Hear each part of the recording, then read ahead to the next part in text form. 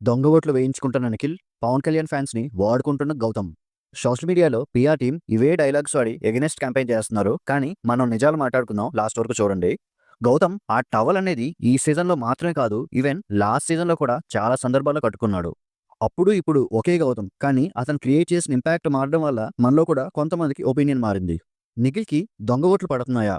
బెంగళూరులో 2 PR agencies ద్వారా నిఖిల్కి bat voting పడుతుందని చాలా మంది రివ్యూర్లు క్లెయిమ్ చేశారు. ఇది కాస్త జాగ్రత్తగా వినండి. నేను ఒక ఐటీ ఎంప్లాయీని, మరలా నాకు తెలిసిన సీనియర్లు కూడా అడిగాను. బాట్ ఓటింగ్ అనేది పడ్డానికి చాలా తక్కువ ఛాన్స్ ఉంది. ఎందుకంటే ప్రతి ఐపీ అడ్రస్ నుంచి రోజుకి ఒక్క ఓటు మాత్రమే సర్వర్ తీసుకుంటుంది. మలీషియస్ యాక్టివిటీ అంటే అనుమానాస్పదంగా ఏదైనా ఓటింగ్ జరిగినట్టయితే సిస్టమ్ అది డిటెక్ట్ చేసి ట్రిగర్ చేసే ఓటింగ్ ని సిస్టమ్ కూడా యాక్సెప్ట్ చేయదు.